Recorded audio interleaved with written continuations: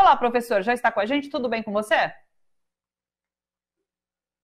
Veio Bolsonaro na ONU, aliás, Bolsonaro em Brasília, falando virtualmente para a ONU. Isso muda um pouco o tom do discurso dele. Vamos assistir lá?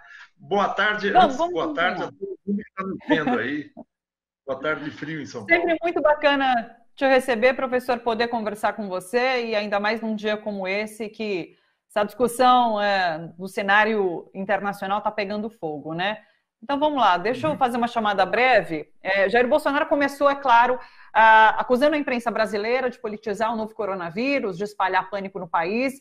Esse discurso durou pouco mais de 14 minutos. Foi na abertura da Assembleia Anual, da Assembleia Geral da Organização das Nações Unidas. Bolsonaro também culpou índios e caboclos pelas queimadas na Amazônia, disse que seu governo tem tolerância zero com crimes ambientais. Bom, vamos assistir os principais trechos então. Como aconteceu em grande parte do mundo, parcela da imprensa brasileira também politizou o vírus, disseminando o pânico entre a população. Sob o lema "Fique em casa" e "A economia a gente vê depois", quase trouxeram o caos social ao país. No Brasil, apesar da crise mundial, a produção rural não parou. O homem do campo trabalhou como nunca, produziu, como sempre, alimentos para mais de 1 bilhão de pessoas. O Brasil contribuiu para que o mundo continuasse alimentado. Nosso agronegócio continua pujante e, acima de tudo, possuindo e respeitando a melhor legislação ambiental do planeta. Mesmo assim, somos vítimas de uma das mais brutais campanhas de desinformação sobre a Amazônia e o Pantanal. Somos líderes em conservação de florestas tropicais. Temos a matriz energética mais limpa e diversificada do mundo. O Brasil desponta como o maior produtor mundial de alimentos. E, por isso, há tanto interesse em propagar desinformações sobre o nosso meio ambiente. Nossa floresta é úmida e não permite a propagação do fogo em seu interior. Os incêndios acontecem praticamente nos mesmos lugares, no entorno leste da floresta, onde o caboclo e o índio queimam seus roçados em busca de sua sobrevivência em áreas já desmatadas. Os focos criminosos são combatidos com rigor e determinação. Mantenho minha política de tolerância zero com o crime ambiental. O nosso Pantanal, com área maior que muitos países europeus, assim como a Califórnia, sofre dos mesmos problemas. As grandes queimadas são consequências inevitáveis da alta temperatura local, somada ao acúmulo de massa orgânica em decomposição.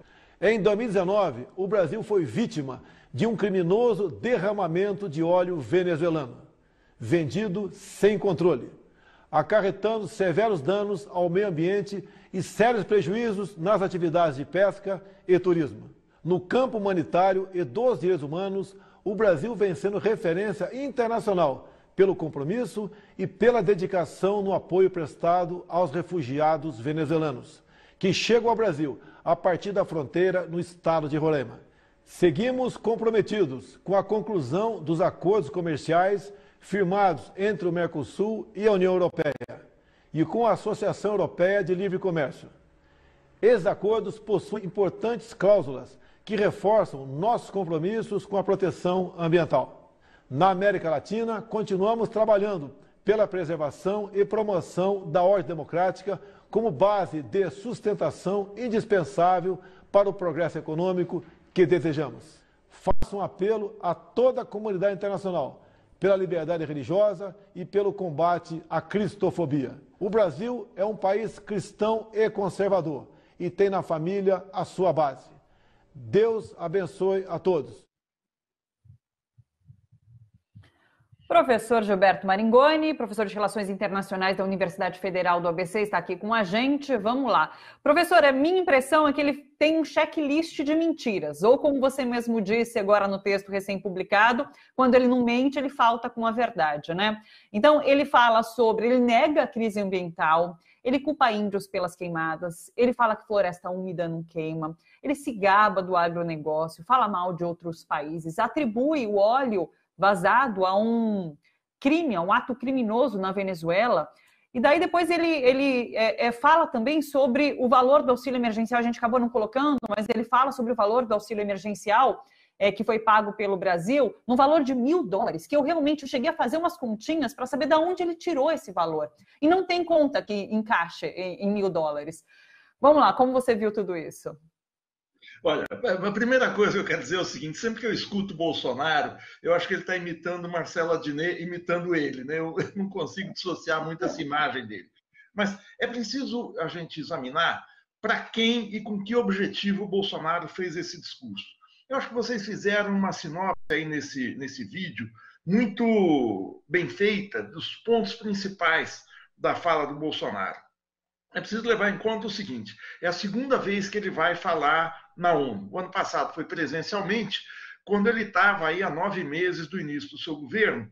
E embora todo mundo soubesse quem era o Bolsonaro no espectro político, era um extremista de direita, ele representava ainda uma novidade na cena internacional e num cenário em que a extrema-direita ou a direita estava em franca ofensiva.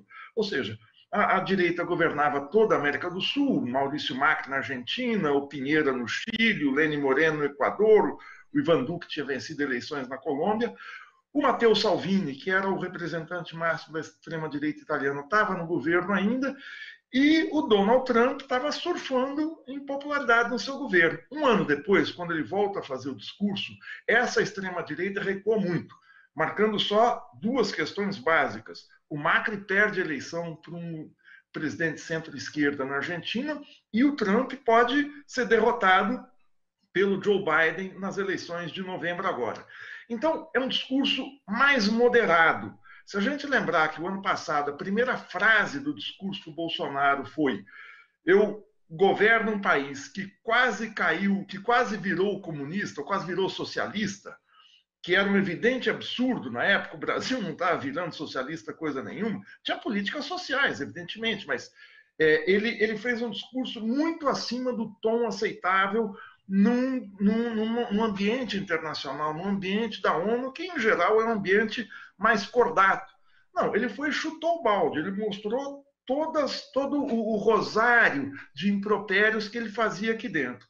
Esse segundo discurso, ele é mais moderado no tom, até porque você está num ambiente internacional, você está pela primeira vez num ambiente como o da ONU, você está sujeito a manifestações de populares contra você, você está sujeito à hostilidade de um outro chefe de Estado. Mesmo alguém muito preparado fica nervoso, pode ficar alterado nessa situação. Bolsonaro esse ano falou de casa, falou do palácio e mandou a mensagem gravada, o que faz com que o tom do discurso, essa ênfase, isso é muito importante, seja mais tranquilo um pouco. Ele também não foi tão extremista na fala, mas ele não foi extremista, mas, como você falou, ele falta com a verdade, ou ele mente, ou ele exagera em todo o discurso. A quem se destina a fala do Bolsonaro na ONU? Se a gente examinar de alto a baixo, mais ou menos 80% ele justificando ações internas. Eu justifico as queimadas da Amazônia e falo que foi o caboclo, o índio, como vocês colocaram aí. Eu justifico a pandemia, que é a imprensa tentando criar o pânico entre a população, criar o caos. Eu justifico a difusão da doença com os governadores que tiveram ampla liberdade para tolher a liberdade dos cidadãos. Enfim, ele tem explicação para tudo. Mesmo que essas explicações se saibam que são mentiras. Então, para quem ele está falando? Ele está tentando convencer alguém? Se no tom ele tenta ser mais palatável para um público mais amplo, no conteúdo ele fala para a sua bolha. E esse é o grande problema do discurso do Bolsonaro. Ao falar para a bolha, com quase 2 anos de governo, ele faz um discurso, na verdade, defensivo. É um discurso que dá explicações sobre as suas ações. Tudo bem, ele está mentindo, mas o principal é que ele está na defensiva. Como o caráter do Bolsonaro, a característica dele é ser muito agressivo, isso não parece quando você está assistindo o discurso. Quando você lê, você percebe esse tom no conteúdo da defesa.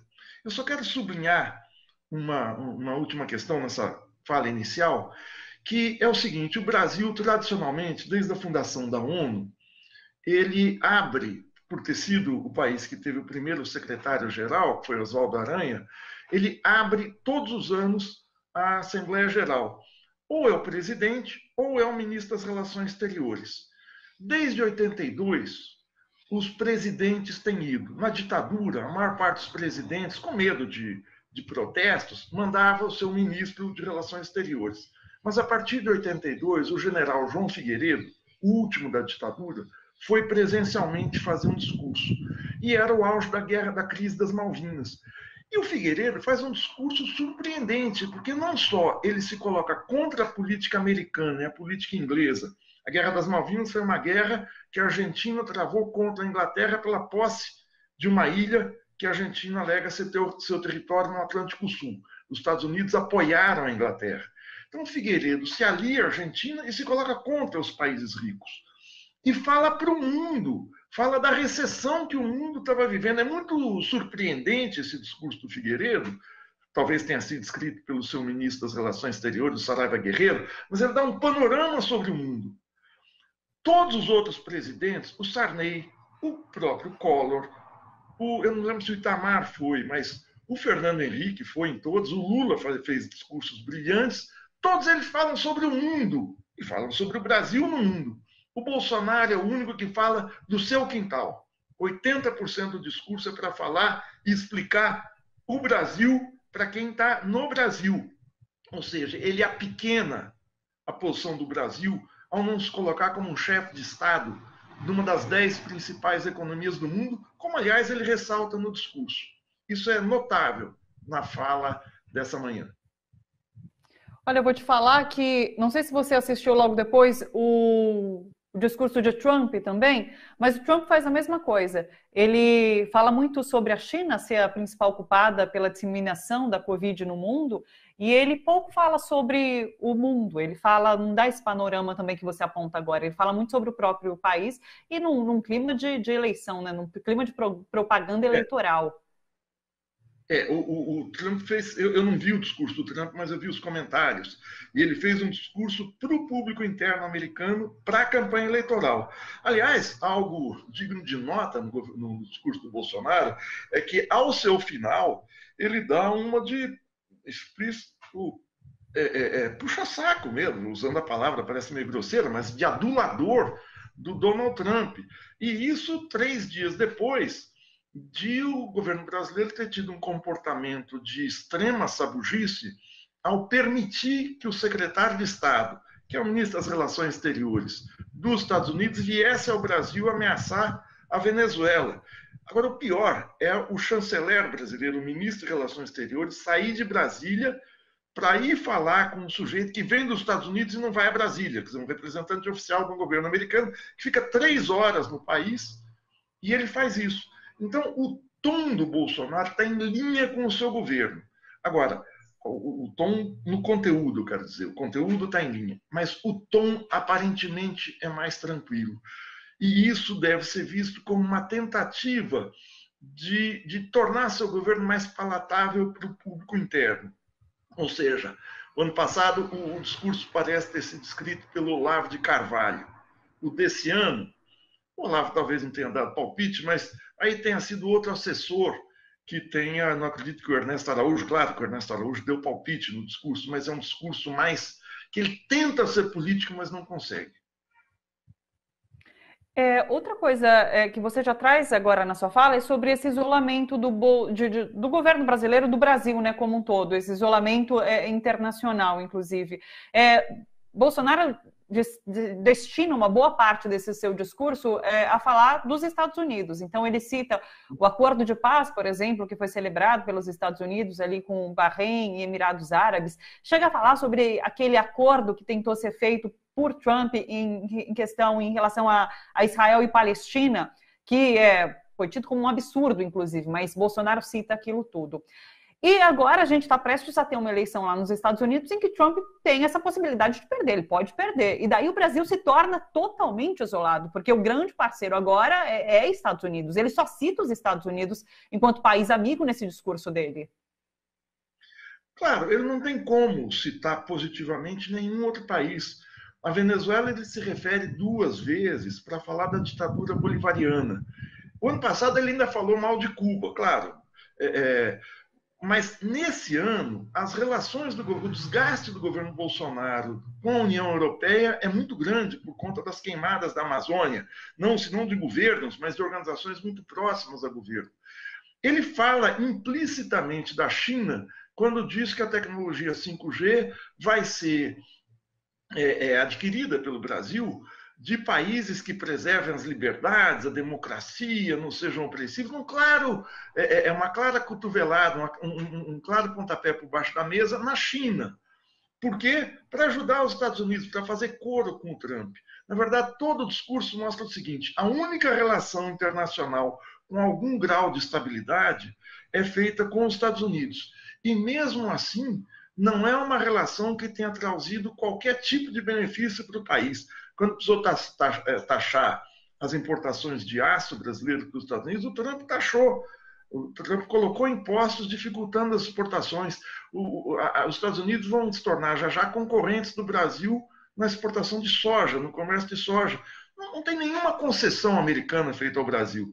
Ele volta a falar da OCDE, que o Brasil está em processo de entrada na OCDE. Ele falou isso no discurso do ano passado. Em um ano, isso que o governo Bolsonaro tem como uma grande tento do seu governo, não andou um passo. Ele fala do acordo do Mercosul-União Europeia há um ano. Ele volta a falar esse ano e o acordo tem sérios problemas por conta dos países europeus temerem o desgaste de se associarem ao Mercosul, que tem no Brasil a sua principal economia, que está fazendo barbaridades na questão ambiental, na questão indígena, e isso sensibiliza muito a opinião pública europeia, da Europa Ocidental, pelo menos. O CDE, inclusive, quando o Trump teve a oportunidade de recomendar um país, ele acabou não recomendando o Brasil, né? Ele deixou para mais tarde, mas enfim. Daí Bolsonaro dá essa cutucada nos Estados Unidos agora nesse discurso, né? E daí quando ele... Cutucada assim, puxando o saco. Diga. Não, essa cutucada é o seguinte, ele dá essa cutucada, mas no final o discurso dele é todo simpático ao Trump. Eu imagino que os estrategistas do governo Bolsonaro devam estar muito preocupados com a eleição do Joe Biden. Não que o Brasil, que os Estados Unidos vão romper as relações com o Brasil, isso não vai acontecer porque aos Estados Unidos, ao Estado americano, não interessa perder um mercado e uma parceria com a maior economia da América Latina. Mas que esse jogo de favorecimento, esse coro que o Brasil vai fazer com a política externa americana, como faz hoje, de forma muito submissa, de forma, aliás, ineditamente submissa, eu acho que não vai se repetir. Mas é muito importante falar, o Bolsonaro ele faz um discurso para o público interno brasileiro, é um discurso muito provinciano para um chefe de Estado. E isso, se a gente compara, não é nem com o Lula ou com o Fernando Henrique, é com o João Batista Figueiredo, último general da ditadura. O Bolsonaro é um presidente que se diz militar, embora tenha sido expulso do Exército, mas está abaixo do nível do pior presidente da ditadura, em termos econômicos, que entregou o Brasil num caos em 85, quando saiu do governo, mas ele está abaixo do pior presidente da ditadura. Então, a qualidade da intervenção externa do Bolsonaro é muito baixa. Agora, isso não impede um fato que é visível. Ele continua com altos índices de aprovação internamente aqui no Brasil. Por isso é que o discurso dele não visa ganhar tantos apoios externos, porque isso ele não vai conseguir. Mas consolidar essa aceitação que ele tem aí acima de 35%, algumas pesquisas chegam a falar em 49% do eleitorado brasileiro. Ele pensa em 2022, ele está pensando na população brasileira. Por isso é que ele termina dizendo que o Brasil é um país cristão, combate a cristofobia, que é algo que eu nunca tinha ouvido falar, nunca ouvi ninguém, nunca soube de ninguém que atacasse Cristo, a figura, seja religiosa, seja histórica, de Cristo, mas é da cristofobia, um país cristão, conservador, e que tem na família a sua base. Nunca nenhum governo atacou a família, nunca nenhum governo brasileiro foi contra a religião ou se colocou contra princípios dessa natureza. Agora, a gente teve governos progressistas, como foi o governo Lula, como foi o governo Dilma. Parece que exatamente por estar falando com a sua base, ele tem que inserir algumas palavras-chave nesse discurso. E cristofobia foi uma dessas. Ele pede à comunidade internacional o combate não a tantos males que assolam o país, mas a cristofobia. Então parece que, de fato, ele coloca essas palavrinhas para capturar essa base que ele já tem. Agora, algo que você, Thalita, ressaltou aí no início é a questão dos $1.000 de auxílio emergencial, que nenhuma conta fecha, porque $1.000 dá mais ou menos R$5.700. Mesmo que você pegue as 3 parcelas do auxílio de R$600, dá 1.800. Mesmo que você pegue as mães que estão mães não é solteiras, mas solos, as mães solos. Com chefe de família, exatamente, que recebem em torno de R$1.200, isso dá R$3.600, isso dá um pouco mais de $600 as 3 parcelas.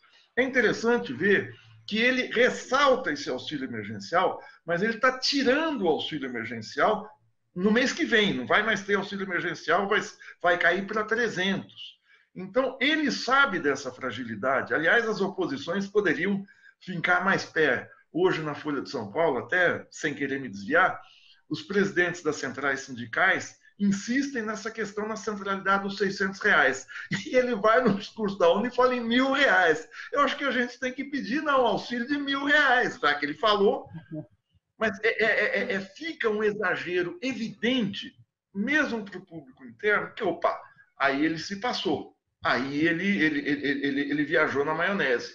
Então, não é só a questão de mentir sobre quem provoca queimadas na Amazônia, no Pantanal, não é só mentir sobre a culpa da pandemia é dos governadores ou a culpa é da imprensa que cria pânico na população. Nos R$1.000, a população sente na pele. É o grande ponto fraco do discurso para a opinião pública brasileira, a meu ver. Que você acha que não vai comprar, que vai realmente achar bastante estranho esse valor de R$1.000 ter sido dito por Bolsonaro. Aí é que está, a gente não sabe o alcance de um discurso na ONU, que está na internet, está nas redes, mas eu não sei quem assiste, se o grosso da população vai assistir, né? Se isso vai virar meme de WhatsApp ou coisa que o valha. Eu acho que é uma camada, ele fala para uma camada talvez de classe média informada, sem nenhum preconceito contra a população, mas o alcance do discurso da ONU talvez não seja tão grande a ponto de colocar isso para as pessoas. Aí talvez seria o caso da oposição destacar esse trecho e falar, cadê isso? Onde é que estão esses $1.000? Para aí sim você evidenciar o que é que ele está falando. Essa é uma evidente mentira, é um surto de Pinóquio que ele tem na Assembleia Geral da ONU. Agora, para além disso, é um discurso pequeno. É um discurso de um presidente de um país que se desindustrializou aceleradamente. Se a gente pega a parte que ele fala da agricultura, é evidente que a produtividade da agricultura brasileira é uma das maiores do mundo. A tecnologia empregada na produção da agricultura de exportação, mas produção de carne, produção de soja, produção de grãos, produção de etanol, é altíssima. Mas ele só fala do Brasil, do setor produtivo, para falar a nossa agricultura é a maior do mundo, o Brasil alimenta o mundo. Washington Luiz ou Prudente de Moraes, que eram presidentes de antes de 1930 da República Velha, que eram cafeicultores paulistas, poderiam fazer esse discurso exaltando a agricultura brasileira como a melhor coisa do mundo, porque há 100 anos o Brasil praticamente não tinha indústria. É espantoso que no século XXI o presidente da República passe esse recibo mostrando a nossa indústria está se dissolvendo e não tem nenhuma medida que ele tome, ou que ele fale, ou que ele sinalize para recuperar a indústria. Ao contrário, ele incentiva a venda de refinarias da Petrobras, de empresas brasileiras para estrangeiros, ou até o fechamento de fábricas aqui no Brasil, como ele incentivou a venda da Embraer para a Boeing, que é um ponto alto da tecnologia brasileira conseguida aí nos últimos 60 anos. E mesmo quando ele fala sobre o Brasil ter alimentado o mundo nesse momento de pandemia, a gente lembra que aqui no país não está dando para comprar arroz por conta do preço do arroz, outros itens da cesta básica também. Então, assim, quando ele fala, ele realmente elabora o agronegócio, é para exportação, não é para alimentar o povo brasileiro. Você pegou no pulo aí, acho que ótima essa sua observação. O Brasil alimenta o mundo, mas não dá arroz para a sua população, mas não tem comida. A fome voltou internamente. É outro ponto extremamente débil do seu discurso, ao falar que o Brasil é quase que o celeiro do mundo. Cadê o celeiro para os brasileiros?